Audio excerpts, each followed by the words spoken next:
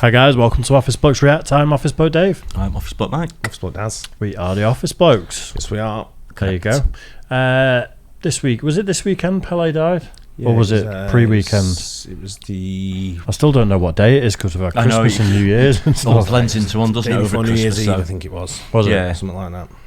Yeah, it's big news. I was out with my mate and we were just walking up some stairs to a restaurant and he just turned around and went, "Hey!" And I've stopped, and you stop and you don't know what's going on. I'm thinking, there's a problem, mate. And I went, "What?" And he went, "Pelé's died." No, it's not funny, I know. I'm not laughing at it, but he said, just the way he said it. Yeah. And I went, "Oh, right." And I said, "I know he was ill." And that's sort of like conversation. That's how it was just the way he said it. Hey! Yeah, I think he's been poorly for a while, hasn't he? He's had health issues for a number of years, I think, hasn't he? But he's been in and out of hospital a few times, hasn't he? But they seemed a bit more... 85 or something like that, was he? Something like that. Yeah, 82, 85, not sure exactly. It's a fair old age anyway, isn't it? Absolutely, yeah. I've never seen him play. Not live, no. Same here. No, not live. No, not at all. It would. I mean, have you seen that quite dark trend that's going around on TikTok where people tell their family members that a famous person's died? No. That's like the new viral trend. Oh, is really? to, be sat there on your phone and go, "Oh my God," and then they'll come out with whoever the family member absolutely adores has died.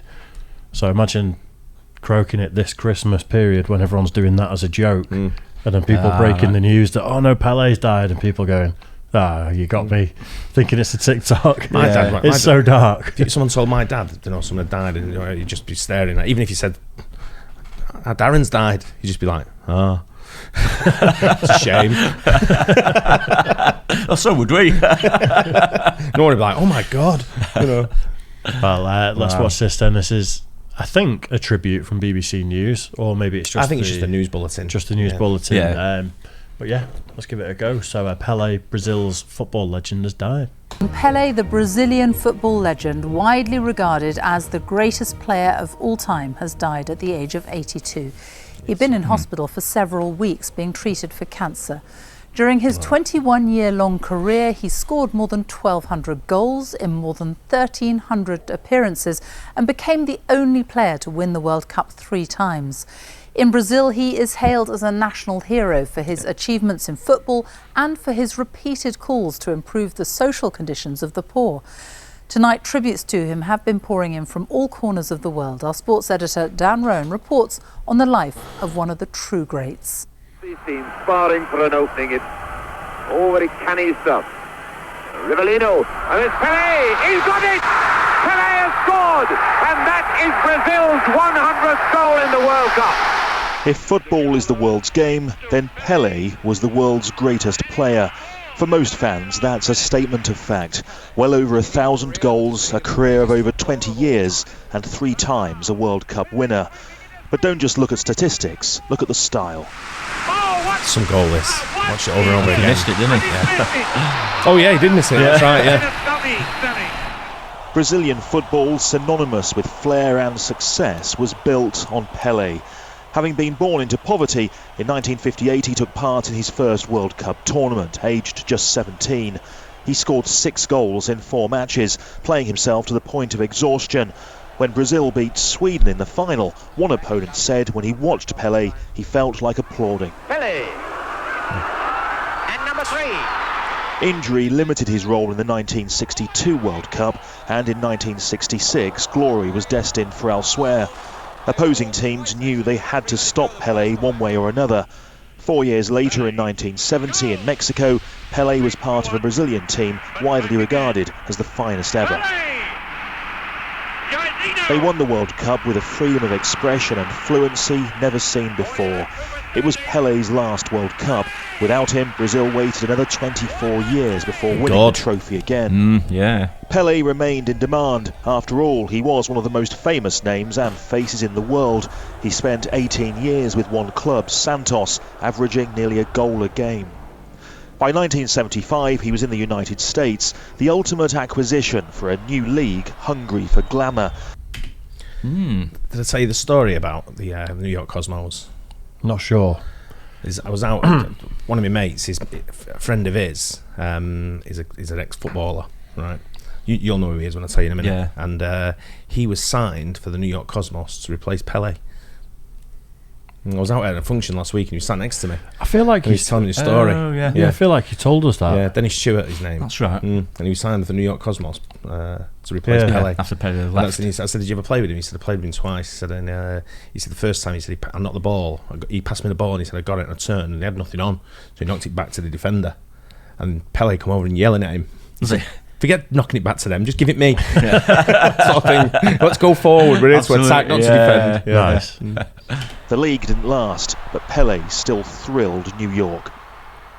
After football, he took on ambassadorial roles, commercial opportunities, politics, and naturally collected recognition. This Lifetime Achievement Award from the BBC, just one example. Pelé expressed no regrets. If I have to do everything again, since I was born until now, I will do everything again, and I thank God. Pelé had been receiving treatment for colon cancer for some time, and amid reports that his condition was worsening, his presence was felt throughout Brazil's campaign at the recent World Cup in Qatar. Last week, his daughter posted this update from her father's bedside in hospital in Sao Paulo. And tonight she confirmed his death, saying, "Everything we are is thanks to you." He's unquestionably one of the greatest football players that's ever lived. And you have to be a certain age, of course, and I'm one of those people that were lucky enough to see him. My first World Cup, I remember, was 1970, that brilliant Brazilian side that he was the star of. And he had a profound effect on my love of football. The popularity of football, the very idea of what makes it entertaining, began more than with any other man. Edson Arantes do Nascimento, simply Pelé. Well, tonight the arch at Wembley Stadium has been lit up in the colours of Brazil as tributes pour in to the man many called the King. The French football star Kylian Mbappé said the king of football has left us, but his legacy will never be forgotten. And the Brazilian star Neymar said Pelé turned football into art, into entertainment. He gave voice to the poor, visibility to Brazil. Our sports correspondent Joe Wilson reports on the reaction to his death. You didn't need to meet Pelé to feel that you knew him. Anyone with the slightest connection to football, with the slenderest interest in sport, grew up with Pelé's image, with his reputation. Many visited... Just as a side note, did I see something about his feet being donated to a museum or something? I don't know.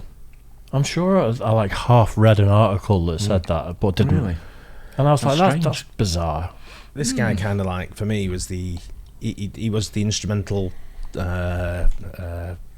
change of football, if you want. He made football what it is today. He was probably the first global superstar when it came to football, I would think. Yeah. And every kid growing up, I mean, I grew up in the 70s, so I think I've never seen him play live, but everyone wanted to be Pelé. Yeah. And he's another one. We were talking before on that thing about, having that ego, and he wasn't egotistical. No. Not that I'd seen anyway. It didn't seem like it, did he? It seemed like a genuine let his feet do the talking. Did it all on the pitch, and obviously helped out with the poverty and whatever. Oh, he did a huge amount of poverty, and he carried on all the way till he passed away. Yeah, but he was. I don't remember another number 10 prior to him. If that makes sense. I know what you mean. Yeah. Did he make number 10 what it is today? More synonymous with him, I think, wasn't it? In that sort of position, that type of player. And every creative player now wants to be 10. I think it's certainly the first one that springs to mind for me, anyway. Yeah, and I wonder if that's where it started. It could have been. I was like Gary Lineker in 1970. I was like 5 years old, but that's the first World Cup that I could remember. Yeah. And Brazil in that were absolutely incredible. It's just the whole thing, the kit, people like Pelé. I think Jairzinho then, and the ball was iconic as well. It was absolutely. It's probably one of the best footballs ever made. I think. Simple as that. I won't argue with that. I love it. Yeah. But probably the most famous footballer in the world ever. Do you think? Probably. Yeah. Do you think even younger people like everyone knows Pelé? Everyone does. Everyone who knows football knows Pelé. Yeah, I would guess so. Even the people who don't like sport but are movie buffs. He's in Escape to Victory. Of course, yeah, that's right. Yeah. Just iconic. Yeah. In sport, grew up with Pelé's image, with his reputation. Many visited the museum. Some remember the matches. Among Pelé's contemporaries were some of England's most famous players, like Gordon Banks. like another England World Cup winner, Sir Geoff Hurst. He wrote on social media, "I have so many memories of Pelé. Without doubt the best footballer I ever played against, with Bobby Moore the best footballer I played alongside. For me, Pelé remains the greatest of all time, and I was proud to be on the pitch with him. R.I.P. Pelé, and thank you." And here are some tributes from today's brightest stars. Lionel Messi wrote simply, "Rest in peace, Pelé." Cristiano Ronaldo said, "The love you always showed me was reciprocated in every moment we shared, even from distance. He will never be forgotten, and his memory will live forever in each and every one of us football lovers." In Brazil, Pelé's nearest current equivalent is Neymar. From him, I would say before Pelé, football was just a sport. Pelé has changed everything. He turned That's what you just said at the top of that tweet. Before Pelé, 10 was just a number. Yeah. Before Pelé, football was just a sport. Pelé has changed everything. He turned football into art, into entertainment. He gave a voice to the poor, to black people, and mostly gave visibility to Brazil. The deep respect spans generations, it spans sports too. When Usain Bolt describes Pelé as a sporting legend, the word has the context it truly deserves. What Pelé stood for and still represents is joy. Without that, what is sport? His career took football from black and white images to its fullest, boldest colours, to its global status. Why else would Wembley's arch be changed to the colours of Brazil, of joy, the colours of Pelé?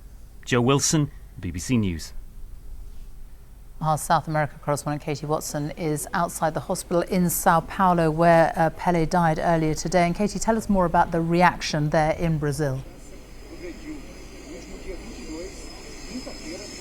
Well, this was a moment that every Brazilian knew was going to happen, but at the same time, of course, dreaded. And behind me, where he died just a few hours ago, there's press from around the world. There are also fans who have come to pay their respects. The hospital issued a statement saying that it shared with the family and everyone else the suffering that comes with the loss of our beloved king of football. I just think that shows the mark of respect that everybody here had for Pelé. Even Lula, who will be becoming president of Brazil at the weekend, he said there was no number 10 shirt like him. I think whether you were young or old, whether you remembered him playing or whether you were told by your parents or your grandparents about how he played, he was an icon for everyone. And in this country, which has been so divided politically, he was above that. He was above politics. He really was a king for people here in Brazil. Katie, thank you. And let's get a final word from our sports editor, Dan Roan, who's at the BBC Sports Centre in Salford. And just give us an idea. I mean, we've got one already, but how Pelé will be remembered. I think for many, Sophie, as quite simply the greatest. This was a man whose skill, but also his smile, came to define not just the Brazil national team, but also the World Cup and indeed the sport itself. But I think Pelé transcended football because, remember, decades after his retirement, he remained one of the most famous people in any walk of life on the planet. Despite the difficulty of comparing legends from different eras, inevitably there'll always be that debate around who was the greatest, and in particular, of course, comparisons with his fellow South American Diego Maradona. What's undeniable, however, is that no one can match those 3 World Cup victories that Pelé was part of. He remains the youngest ever goal scorer in a World Cup final. His prolific scoring for both club and country is quite remarkable. I think such statistics don't do justice to his skill and technique, which were years ahead of its time. But also it's worth considering that the image of a beaming Pelé in the gold of Brazil came to embody, I think, for many people, that concept of the beautiful game. But also I think it gave Brazil a national identity. He arguably did more than any other player to ensure that that was the country that for many was most closely associated with football, the country that became known as the one that was most in love with football. Consider also the fact that he was born just 52 years after Brazil abolished slavery. He became one of the first black global sporting superstars. He was vocal about the need for greater education in his country as well. It's testament to the impact that he made, the outpouring of tributes this evening. But I think for many football fans around the world, it's the skill above all and the smile that will define this player. He was known as the King, and it does seem a very fitting nickname given the majesty of his skill. And I think for many, he will be more than any other footballer the player who made the game beautiful. Yeah. Wow. Yeah. Yeah, incredible. Pretty much everything what you said. It's a sad. It's a sad loss for football when you lose someone that status what he's got. It sort is. of thing. You know? Yeah, it's not just football. Like I said, I mean, yeah, he's a global transcended ambassador, sport. wasn't he? Absolutely global ambassador stuff for charity, people, getting people to work, and trying to get people out of poverty. You know, it's not just football that's lost someone. It's the whole world, isn't it? You know, there's so many different people that benefited from the things that he did. Yeah, you know, it's absolutely incredible. He was obviously a great role model for a lot of younger footballers as well, I think. Oh, absolutely, hugely. Yeah. Do you see other footballers that come from poorer countries try and do that same sort of model where they're building schools and infrastructure and stuff? It's good when people do that. It is difficult comparing as well, isn't it, with different eras, you know, different football players. I think the debates like that could go on forever, because I don't think there's going to be a defining moment where they say, right, that was the best player, because people have to, you know, different choices to think other players maybe, but he's right up there as one of the best ever, isn't he, without a doubt. I also think it's one of the reasons why everybody's second favourite national team is probably Brazil. Because of the flair, and I think that's what Pelé brought to the table as well. Oh, massively! Yeah, the flair and the freedom and the way he played the game is absolutely incredible. You know, you never saw anything like that over here. I mean, he was the birth of people like, you know, after Pelé was people like Zico. Remember, he was another 10. Yeah. You know, you got obviously Neymar now and people aren't. You've had the players that have always come through. There's that Brazil 10 who've always been that flair of the world. Yeah, on the global platform type thing. Yeah, it's an iconic position, isn't it? A number 10 for Brazil, really is. Yeah, but what a player. Yeah. Hope you guys enjoyed that. Don't forget to like and subscribe. We'll catch you on the next one. Cheers, guys.